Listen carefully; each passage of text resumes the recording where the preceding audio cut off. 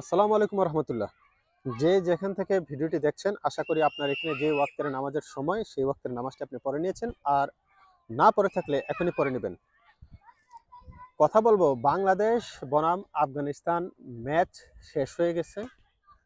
এটা নিয়ে অতিরঞ্জিত কিছু ইউটিউবার, কিছু কন্টেন্ট ক্রিয়েটর অতিরঞ্জিত পোস্ট, অতিরঞ্জিত কথাবার্তা বলছেন। তারা অনেক কিছুই আসলে জানেন না ক্রিকেট সম্বন্ধে। একটা ইন্টারন্যাশনাল ক্রিকেট ম্যাচ হওয়ার সময় কি কি হয় এবং একটা ইন্টারন্যাশনাল লেভেলের দল কখন কি প্ল্যানিং করে, কেন করে, আপনাদের আসলে ধারণা বেশি একটা নাই আমার কাছে মনে হচ্ছে। ক্রিকেট নিয়ে আপনাদের জ্ঞান খুবই অল্প স্বল্প, এবং সেই অল্প স্বল্প জ্ঞান নিয়ে যখন আপনারা অনেক কিছু বলে ফেলেন, সেটা অনেক ক্ষতিকর প্রভাব সমাজে পড়ে। দেখেন, একটা ক্রিকেট বোর্ড, তার অধীনে থাকে coach, bowling coach, fielding coach, physio, তারপরে হচ্ছে টিম ম্যানেজার, অনেক কিছু থাকে, টিম ডিরেক্টর, অনেক নামে অনেক কিছু থাকে। এটা হচ্ছে বোর্ডের একটা সমন্বয়, ঠিক আছে? একটা বোর্ডের টোটাল কার্যকলাপগুলা যখন গ্রহণ করে, এক একজনের কাজ এক এক রকম। তো টিম ম্যানেজমেন্ট সাধারণত আপনার টস থেকে শুরু করে, টসে জিতার পরে আপনার ফিল্ডিং নেবে না ব্যাটিং নেবে, সেই সিদ্ধান্তগুলা কোন ওভারগুলাতে বাংলাদেশ বা অন্যান্য দেশগুলা কোন ওভারগুলাতে কেমন খেলবে, কোন বলারের এগেনিস্টে কোন ধরনের অ্যাটাকিং পজিশনে যাবে নাকি স্লো খেলবে, কি করবে, এগুলা ডিটেলস কিন্তু আগে থেকে পরিকল্পনা হয়ে যায়। পরিকল্পনাগুলো কে করে? এগুলো হচ্ছে টিম ম্যানেজমেন্ট করে। কোন বলারের বিপক্ষে চড়াও হবে, কোন বলারের বিপক্ষে একটু ডিফেন্সিভ খেলবে, এগুলা কিন্তু শুরু থেকেই আপনার ম্যাচ শুরু হওয়ার আগে টিম ম্যানেজমেন্ট ডিসিশন নিয়ে নেয় যে আমরা আজকে যদি টসে আমরা জয় লাভ করি, এই পিচে আমাদের বোলিং নিব কিংবা ব্যাটিং নিব। শুধু ক্যাপ্টেন এসে শুধুমাত্র জাস্ট ফর্মালিটিটা মেনটেন করে।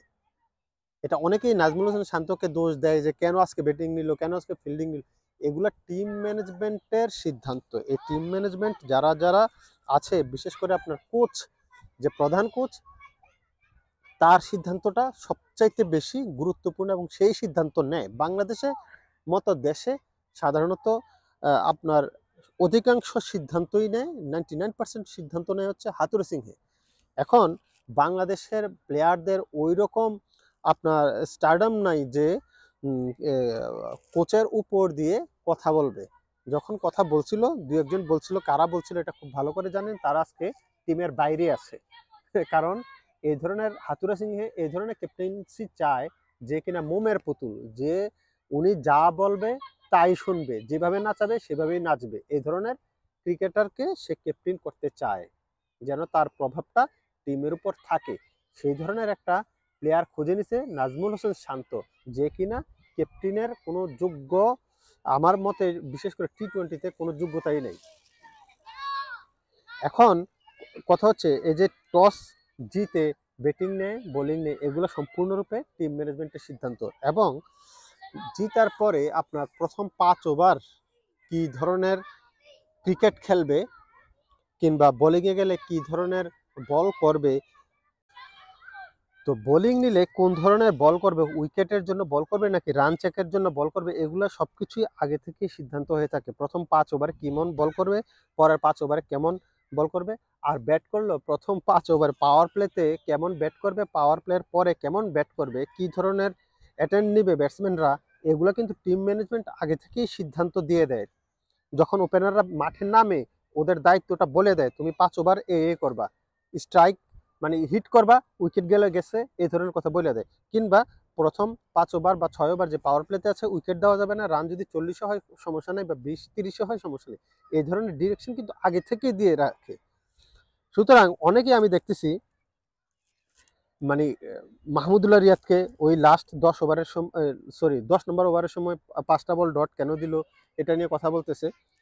কিংবা লিটন দাস আরেকটু কেন অ্যাগ্রেসিভ হলো না, এটা নিয়ে কথা বলতেছে। কিংবা সাকিবকে নিয়ে কেন ওপেনাররা আগে খেললো, আগে হিট করলো না, কিংবা তাহিদ হৃদয় কেন আরো আগে নামলো না, কিংবা কেন নামালো না। দেখেন তাহিদ হৃদয় বাংলাদেশ ওয়ার্ল্ড কাপের, এবারের ওয়ার্ল্ড কাপে তাহিদ হৃদয় সবচেয়ে বেস্ট পারফর্মার, কিন্তু তাকে সে প্যাডও পরেছিল, দেখছেন আপনারা সবাই, হেলমেট লাগাই রাখছে প্রথম থেকে। তাকে কেন নামানো হলো না? কারণ টিম ম্যানেজমেন্ট মনে করে নাই, টিম ম্যানেজমেন্ট আপনার ওই সিদ্ধান্তই যায় নাই, ওই সিদ্ধান্ততে যায় নাই যে ওই শান্ত তো আগেই মানে প্রেস কনফারেন্সে বলে দিয়েছে ক্লিয়ারলি যে বাংলাদেশ টিম ম্যানেজমেন্ট সিদ্ধান্ত নিচ্ছে প্রথম 6 ওভারে বাংলাদেশ অ্যাটাকিং ক্রিকেট খেলবে, কিন্তু 6 ওভারের সময় যদি 3টি উইকেট পড়ে যায় তখন স্লো খেলবে, জাস্ট জিতার জন্য খেলবে, তখন সেমিফাইনালের জন্য খেলবে না। এখন দেখেন মাহমুদুল্লাহ রিয়াদ ব্যাট করতে নামছে কয় নম্বরে? 7 নম্বরে। কয় নম্বর ওভার? 9 নম্বর ওভারে। ঠিক আছে, এর আগে আপনার তো সবাই আউট হয়ে গেছে, তাই না? সিদ্ধান্ত তো প্রথম 6 ওভারের সময় হয়ে গেছে যে 6 ওভারে 3 উইকেট চলে গেলে আর অ্যাটাকিং এ যাবে না, 12 ওভার একবারে ম্যাচ জিতার জন্য খেলবে না। আর তার মানে কি, নর্মাল খেলার জন্য খেলবে, এবং মাহমুদুল্লাহ রিয়াদ সেই কাজটাই করতে গেছে। এখন আমরা মাহমুদুল্লাহ রিয়াদের সুনাম করছি না বা দুর্নাম করছি না, যেটা টিম ম্যানেজমেন্ট সিদ্ধান্ত নিয়েছে মাহমুদুল্লাহ রিয়াদ কিন্তু ওই ধরনের খেলাই খেলছে।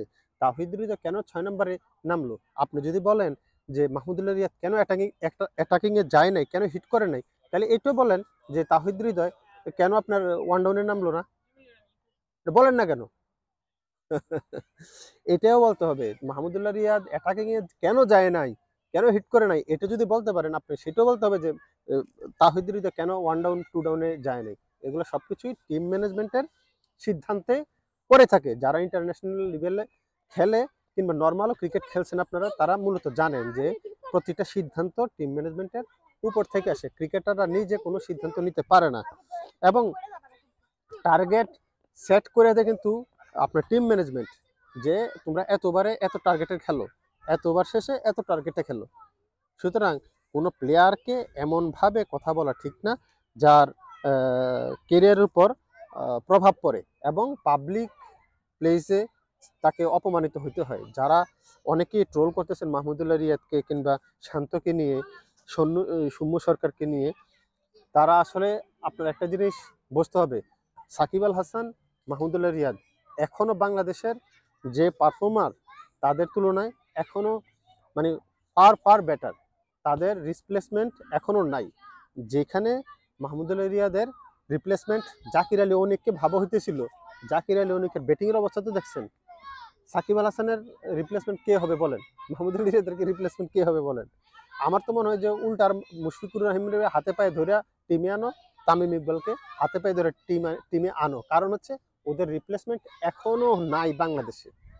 ঠিক আছে, সুতরাং কথা বলার আগে ক্রিকেট সম্বন্ধে মানে ধ্যান ধারণা থাকতে হবে, কিভাবে ডিসিশনগুলো মেক হয়, কিভাবে এটা মানে প্রভাব পড়ে টিমের উপরে, সেগুলোকে জানতে হবে। ধন্যবাদ সবাইকে যারা যারা ভিডিওটি দেখেছেন।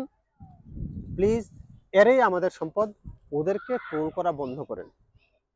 যদি ট্রোল করতে হয় কাউকে, সেটা হচ্ছে টিম ম্যানেজমেন্টকে, বিসিবিকে, হাতুড়া সিংহকে, যারা এই ধরনের বাজে বাজে সিদ্ধান্ত নিয়েছে, যারা বাংলাদেশের ক্রিকেটের ভালো চায় না, শুধু চায় হচ্ছে নিজের টাকাটা পকেটটা যেন ভারী হয়।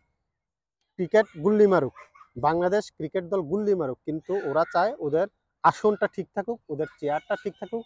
প্রধান নির্বাচক থেকে শুরু করে, নির্বাচক তো চেঞ্জ হয়েছে যাক, প্রথম বোর্ডের প্রেসিডেন্ট থেকে শুরু করে আপনার প্রধান coach, fielding coach, bowling coach, যত কোচ আছে সবাই চায় নিজের চেয়ারটা ঠিক থাকুক, টিমগুল্লায় যাক। ঠিক আছে, যদি চেঞ্জ করতে হয়, ট্রোল করতে হয়, তাদেরকে নিয়ে ট্রোল করেন। এই যে হাতুড়ে সিংহে, এর মাথায় চুল নাই, চশমা একটা পরে থাকে, অনেক বুদ্ধিজীবীর মতো, বিশ্বাস করেন ওর মাথায় মানে কি বলে একেবারে সরিষার পরিমাণও ওর ক্রিকেট বুদ্ধি নাই, কিছুই বোঝে না, ক্রিকেটের কিচ্ছু বোঝে না, জাস্ট একটা ভাব নিয়ে থাকে সে। এই ভাবের কাছেই পরাজিত হয়ে গেছে বাংলাদেশের ক্রিকেট বোর্ড, যে সে একজন ভালো জ্ঞানী মানুষ, সত্যিকার অর্থে তার ক্রিকেট জ্ঞান জিরো। ট্রোল করতে হলে তাদেরকে নিয়ে করুন। ঠিক আছে, তারাই আমাদের সম্পদ ক্রিকেটার, তাদেরকে নিয়ে ট্রোল করা বন্ধ করেন।